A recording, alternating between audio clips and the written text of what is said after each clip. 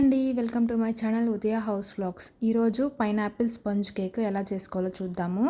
Bakery స్టైల్లో వస్తుందండి. ఇప్పుడు ప్రాసెస్లోకి వెళ్ళిపోదాము. ముందుగా ఒక మిక్సింగ్ బౌల్ తీసుకొని జల్లెడ పెట్టుకొని 1 కప్పు మైదా పిండి, 1 స్పూన్ బేకింగ్ పౌడర్. ఇందులో మనము బేకింగ్ సోడా యూస్ చేయట్లేదండి, అవసరం లేదు. చూడండి, ఇప్పుడు ముందుగా మనము జల్లించి పక్కన పెట్టుకునేద్దాము. ఒకసారి ఇలా పక్కన పెట్టుకున్న తర్వాత ఇంకొక మిక్సింగ్ బౌల్ తీసుకొని అందులో 3 ఎగ్స్ తీసుకున్నాను. ఈ ఎగ్స్ని బాగా బీట్ చేసుకోవాలండి. మీ దగ్గర బీటర్ ఉంటే బీటర్తో కూడా బాగా బీట్ చేసుకోండి. ప్రస్తుతానికి నా దగ్గర బీటర్ లేదు కాబట్టి నేను ఇలా విస్కర్తోనే బాగా క్రీమీ టెక్స్చర్ వచ్చేంత వరకు బీట్ చేసుకోవాలి. కేక్ సాఫ్ట్గా రావాలి అంటే మనము ఎగ్ బీట్ చేసుకునే దాంట్లోనే ఉంటుందండి. కాబట్టి మనము ఎగ్ని బాగా బీట్ చేసుకోవాలి. ఇలా కొంచెం ఫోమీగా రాగానే 1/4 కప్పు పౌడర్ షుగర్ వేసుకోవాలి. కొంచెంగా వేసుకోవాలి. 2 టైమ్స్గా వేసుకున్నాను నేనైతే. ఇలా వేసుకున్న తర్వాత కంటిన్యూగా కలుపుతూ ఉండాలండి. చూడండి, ఇలా కలుపుతూ ఉంటే మనకి బాగా కొంచెం క్రీమీ టెక్స్చర్ వచ్చేస్తుంది.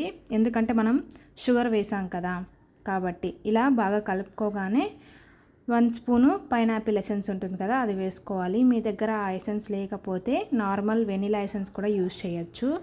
కానీ మనకి బేకరీ స్టైల్లో రావాలి అంటే ఖచ్చితంగా మనము పైనాపిల్ ఎసెన్స్ యూస్ చేయాలి. ఇలా బాగా బీట్ చేసుకున్న తర్వాత మనము ఆయిల్ అనేది యూస్ చేస్తాము. ఆయిల్ కూడా చాలా తక్కువే యూస్ చేస్తామండి. 2 టేబుల్ స్పూన్స్ ఆయిల్ తీసుకున్నాము. నార్మల్గా కేక్స్ చేసేటప్పుడు మనము 1/4 కప్పు వరకు ఆయిల్ తీసుకుంటాము. ఇందులో మనము 2 టేబుల్ స్పూన్స్ వరకు ఆయిల్ తీసుకుంటున్నాము, అంతే అండి. మీరు ఈ ఆయిల్ ప్లేస్లో బటర్ కూడా యూస్ చేయొచ్చు.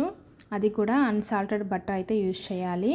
ఇలా బాగా బీట్ చేసుకున్న తర్వాత ముందుగా మనము సీవ్ చేసి పెట్టుకున్నాం కదా మైదా పిండి, అది కూడా 2 బ్యాచెస్ వరకు వేయాలి. ఇలా ఒకేసారి వేసామంటే మిక్స్ చేయడానికి కొంచెం కష్టం అవుతుంది కాబట్టి నేనైతే కొంచెంగా వేసుకొని ఇలా బాగా మిక్స్ చేసుకుంటున్నాను. మీరు కావాలంటే ఒకేసారి కూడా వేసుకొని స్పాచులాతో బాగా మిక్స్ చేసుకోవచ్చు.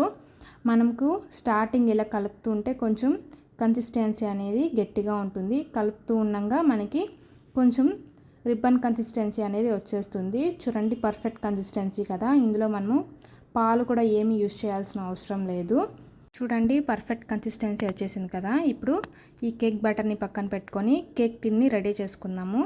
ఇలా మందపాటి గిన్నె తీసుకోవాలండి. అందులో మనము ఆయిల్ వేసుకొని పౌడర్తో మొత్తం డస్ట్ చేసుకోవాలి. ఇలా చేసుకుంటే కేక్ అనేది ఈజీగా డిమోల్డ్ అవుతుంది. లేదు అంటే మీ దగ్గర బటర్ పేపర్ అవైలబుల్గా ఉంటే అది కూడా తీసుకోవచ్చు. ఇలా తీసుకున్న తర్వాత ఆ కేక్ బ్యాటర్ని మొత్తము ఈ టిన్లోకి ట్రాన్స్ఫర్ చేసుకోవాలి. 4 to 5 టైమ్స్ బాగా ట్యాప్ చేయాలి. ఆ తర్వాత కుక్కర్ పెట్టుకొనేసి స్టాండ్ పెట్టేసి 10 నిమిషాల పాటు ప్రీహీట్ చేసుకోవాలి. ప్రీహీట్ చేసుకున్న తర్వాత మనము ముందుగా కేక్ టిన్ని పెట్టుకున్నాం కదా, అది పెట్టేసి 35 నుంచి 40 మినిట్స్ వరకు లో టు మీడియం ఫ్లేమ్లో బేక్ చేసుకోవాలి. ఇలా బేక్ చేసుకున్న తర్వాత నైఫ్ని ఒకసారి పెట్టి టెస్ట్ చేసామంటే ఏమీ అంటుకోకుండా వస్తే పర్ఫెక్ట్గా బేక్ అయిపోయినట్టు.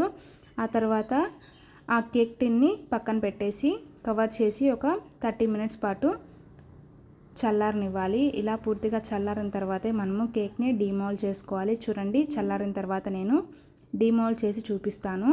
ఇలా నైఫ్ని తీసుకొని జాగ్రత్తగా డిమోల్డ్ చేసుకోవాలి, లేదంటే కేక్ అనేది సైడ్లో కట్ అయిపోతుందండి. కాబట్టి ఇలా స్లోగా డిమోల్డ్ చేసుకోవాలి. ఇప్పుడు ప్లేట్ తీసుకొని బౌల్ని రివర్స్ చేసి ట్యాప్ చేసామంటే కేక్ అనేది ఈజీగా డిమోల్డ్ అయిపోతుందండి.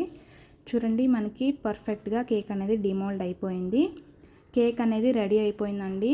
మీరు కావాలంటే ఇలానే పీసెస్గా కట్ చేసుకొని తినచ్చు, లేదంటే డెకరేట్ కూడా చేసుకోవచ్చు. లేదు ప్లెయిన్గానే తినాలి అనుకుంటే ఇలా చిన్న పీసెస్గా కట్ చేసుకొని అయితే టీ టైంకి మనము ఒక స్నాక్ లాగా యూస్ చేసుకోవచ్చు. అంతే అండి, చాలా సింపుల్ కదా. మీరు ఒకసారి ట్రై చేయండి. మీకు ఎలా వచ్చిందో నాకు కామెంట్ సెక్షన్లో మీరు ఫీడ్బ్యాక్ని తెలియజేయండి. Thanks for watching. Please like, share and subscribe to my channel Udaya house vlogs.